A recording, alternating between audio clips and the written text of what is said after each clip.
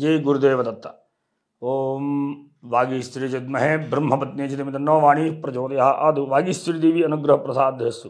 गंगणपते नमः। गणपति अनुग्रह प्रसादस्तु। दक्षिणामूर्तये नमः। गुरुपादिकेभ्यो नमो नमः। अस्मन् गुरुजनपादारविन्दाभ्यां नमो नमः। మనం ఇప్పుడు చేతి యందు అంటే హస్తం నందు ఏ గ్రహాలు ఉంటాయో కూడా తెలుసుకుందాం. ఫస్ట్ మనం గ్రహాలు ఎక్కడ ఉంటాయి, ఏ గ్రహాలు ఎక్కడ ఉంటాయో మనం తెలుసుకుందాం ఫస్ట్ మనం. ఎందుకంటే కామన్గా చూడండి, ఇక్కడ ఈ చిటినవేలు దగ్గర ఉండే గ్రహం బుధ గ్రహం అంటారు దీన్ని.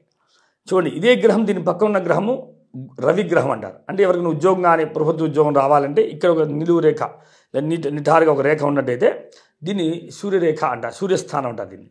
దీన్ని ఎక్కువ శ్రమతో కూడుకున్న వ్యక్తి, బాగా కష్టపడే వ్యక్తి ఉన్న వ్యక్తులకి ఇక్కడ శని స్థానం అంటారు. ఇక్కడ రేఖ ఉన్నట్టయితే వారు శ్రమ జీవితంతో ధనాన్ని సంపాదిస్తారని తెలుసుకోవచ్చు.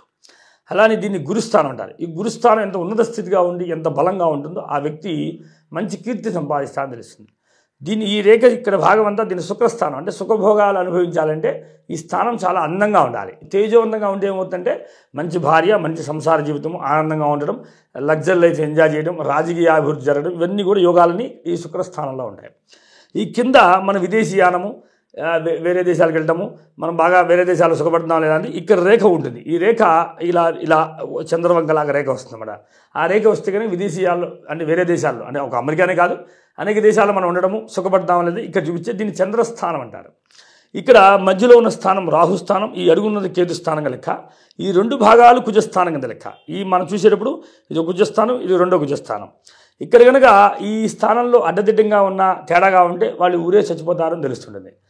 ఈ రేఖని మనం చాలా జాగ్రత్తగా పరిశీలించాలి. ఈ రేఖ నీట్గా నియమంగా ఎటువంటి దోషాలు లేకుండా ఉండాలి. ఈ రెండు కుజస్థానాలు బలంగా ఉంటే వారు పోలీస్ శాఖలో కానీ మిలిటరీలో కానీ వాళ్ళు ఉన్న స్థితిలో ఉంటారన్నమాట. వీళ్ళకి ఈ స్థానం గుర్తు ఏంటంటే ఈ స్థానాలు ఎంత బలంగా ఉన్న వ్యక్తులు వాళ్ళు మంచి మొండిగా ఉంటారు, పోలీస్ డిపార్ట్మెంట్లో ఉంటారు, లేదా మిలిటరీలో ఉంటారు, లేదా ఉన్నత స్థానంలో అంటారు ప్రభుత్వానికి సహాయం చేసే వ్యక్తుల్లాగా కనబడతారు మనకి ఈ స్థానంలో ఉన్న స్థానాన్ని బట్టి. అదే కనుక గురుస్థానం ఉన్నతంగా ఉండి బలంగా ఉంటే మంచి జ్యోతిష్యులు, విద్యావంతులు, శాస్త్రవేత్తలు, మహాజ్ఞానులు, కీర్తి ప్రతిష్ఠ గలవాళ్ళు, ఓకేనా, అన్నదాతలు, ఓకేనా, డాక్టర్లు, అలానే వీళ్ళు టీచర్లు కూడా ఈ స్థానాన్ని బట్టి నిర్ధారణ చేయాలి. ఈ స్థానం ఎంత బలంగా ఉంటే గురువు ఎంత ఉన్నత స్థితిలో, ఉచ్చ స్థితిలో ఎంత బలంగా ఉన్న కొద్దీ వారి యొక్క లైఫ్ అంత అద్భుతంగా ఉంటుందని చెప్పచ్చు. వీరు ఎలా ఉంటారు, కొంచెం పొట్టిగా లావుగా కనబడుతుంటారు. విద్యావేత్తలు, వీళ్ళకి కోప స్వభావం ఎక్కువగా ఉంటుంది. కనుక ఈ లక్షణాలు మనం ఇక్కడ చూడవచ్చు.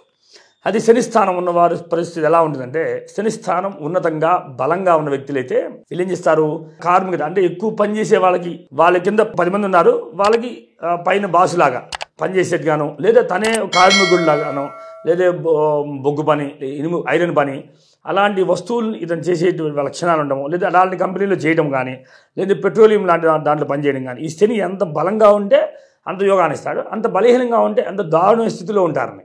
ఈ శని కనుక బాగా నీచ స్థితి బలహీనంగా ఉంటే కనుక వాళ్ళు అడుక్కుండే వాళ్ళు, పేదరికంతో ఉండేవాళ్ళు, చాలా ఇబ్బంది పడుతున్నట్టుగా కనబడతారు. ఈ శని స్థానం ఎంత బలంగా ఉంటే వాళ్ళ జీవితం అంత అద్భుతంగా ఉంటుంది. ఈ శని స్థానంలో ఉన్న బలము వీళ్ళు ఉన్నత స్థితి తెలుస్తుంది అన్నమాట. ఎంత బలంగా ఉంటే వాళ్ళ లైఫ్ అంత అద్భుతంగా ఉంటుంది, అంత ఉన్నత స్థితిలో ఉండగలుగుతారు అన్నమాట. అందుకని ఎప్పుడు కూడా శని ఎవరికి కూడా నీచ స్థితి కానీ బలహీనంగా కానీ ఉండకూడదు. శని ఎంత ఎవరికైనా సరే శని ఎంత బాగుంటేనే అంత మంచిది. శని ఎంత బలంగా ఉంటే వాళ్ళ జీవితము అంత ఉన్నత స్థితి పొందడానికి ఎక్కువ అవకాశం ఉంటుంది. ఇప్పుడు మన ఇంట్లో పని వాళ్ళందరూ ఉన్నారు, అందరూ సహాయం చేస్తే మన పని ఈజీగా చేసుకుంటాం. ఎవరు లేకపోతే అన్ని పనులు మనమే చేసుకోవాలిగా. అలాగా మన శ్రమజీవులే ఉన్నామా లేదా అని నిర్ధారణ చేసేది కూడా శని స్థానం చేస్తుంది. అందుకే మనకి ఎంత పని వాళ్ళు ఉన్నారు, వాళ్ళు మనం తిడుతున్నాము, వాళ్ళు మానేస్తున్నారు తరచు. అది ప్రభావం కూడా శని ప్రభావం తెలుస్తుంది. ఎందుకంటే శని స్థానం ఎంత బలంగా ఉన్నా, శని నీచిలో ఉన్నా వీళ్ళు గుర్తింపు రాదు పెద్దగా. వీళ్ళు పెద్దగా ఎవరు గుర్తుంచుకోరు. వీళ్ళు ఎవరిని పెద్దగా ఫోకస్ చేయరు. ఇప్పుడు మన ఇళ్లలో పనిచేసే వాళ్ళు ఉంటారు, లేదా ఒక బిల్డింగ్ కడతాము, కింద పనిచేసే చాలామంది ఉంటారు, కానీ వాళ్ళు మనకు గుర్తుపట్టం.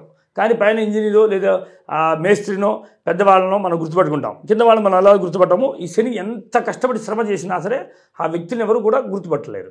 అందుకే శని స్థానం ఎంత ఉన్నత స్థితిలో ఉంటేనే తన గుర్తింపు రావడానికి చాలా టైం పడుతుంది. అందుకే శని ఎప్పుడు కూడా ప్రతి జాతకంలో ఉన్నత స్థితిలో ఉండాలి. అంటే దీని ఉచ్చ స్థితి ఏంటంటే మంచి ఉబ్బి బలంగా లావుగా తేజవంతంగా ఉండాలి ఈ స్థానం కూడా. తర్వాత రవిస్థానం. ఈ రవిస్థానం ఎంత బలంగా ఉండి, ఎంత ఉబ్బుగా ఉండి, ఎంత నీట్గా అందంగా కనబడిన కొద్దీ వాళ్ళు రాజకీయవేత్తలు, అలాగే ప్రభుత్వ సొమ్ము తినే యోగం, అలానే వీరికి సువర్ణయోగం అధికంగా ఉండడం, ఒంటెంట సువర్ణయోగం ఉండడం, వీరికి రాజరికం బాగుండడం, వీరు ప్రతి వ్యక్తి ముందు కూడా ఫోకస్గా కనబడతారు అన్నమాట. అంటే వీరిని అందరూ గుర్తిస్తుంటారు, వీరు చాలా గొప్ప వ్యక్తుల్లా కనబడుతుంటారు. ఎంత రవిస్థానం ఎంత ఉన్న స్థితిలో ఉంటే ప్రతి వ్యక్తి వీళ్ళని గౌరవిస్తారు. 100 మందిలో ఉన్నా సరే ఒక గుర్తింపు అనేది ఒక టార్చ్ లైట్ వేసేసి ఎలా అయితే మనం ఒక వ్యక్తిని చూపిస్తామో అలాగా ఒక వెలుగులాగా వాళ్ళ ముందు ఎప్పుడు కనబడుతుంటామన్నమాట. ఎంతమందిలో ఉన్నా వాళ్ళని ఫోకస్ చేస్తూ ఉంటుందన్నమాట.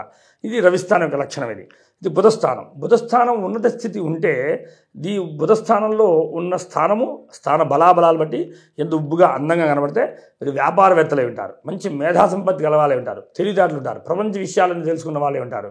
కానీ బుధస్థానం ఎంత బాగుంటే అంత స్థితిని మనం గ్రహించవచ్చు.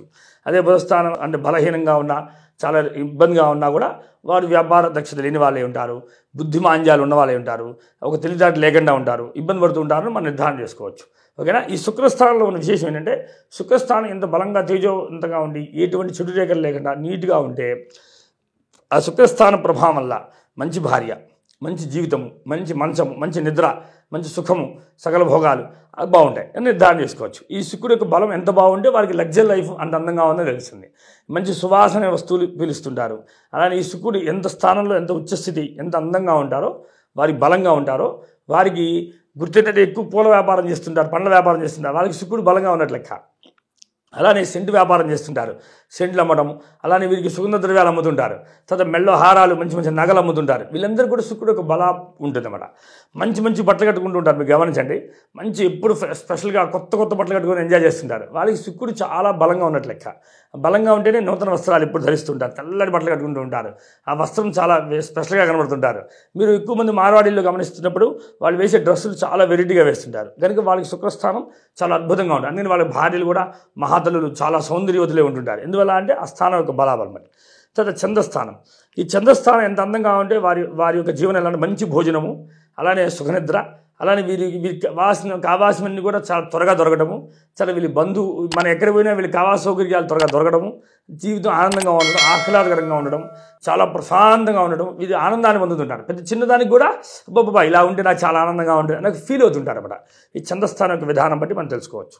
కనుక ఈ స్థానాల్లో ఇన్ని గ్రహాలు ఉంటాయి. కనుక చార్ట్ని గమనించేటప్పుడు ప్రతి విషయాన్ని కూడా క్షుణ్ణంగా జాగ్రత్తగా పరిశీలించి మన జాతకం చెప్పుకోవాలి. చెప్పుకున్నట్లయితే జాతకం చాలా అద్భుతంగా ఉంటుంది. చాలామంది మన ఫోన్లో మాట్లాడిస్తుంటారు. అలా కాదు, ప్రత్యక్షంగా రావాలి, దగ్గర చూసుకొని దీన్ని పరిశీలిస్తేనే ఈ యొక్క హస్తం యొక్క లక్షణాలు తెలుస్తాయి. తద్వారా మనం అనేక విషయాలు మనం తెలుసుకోవచ్చు. కనుక జయ గురుదేవ దత్త.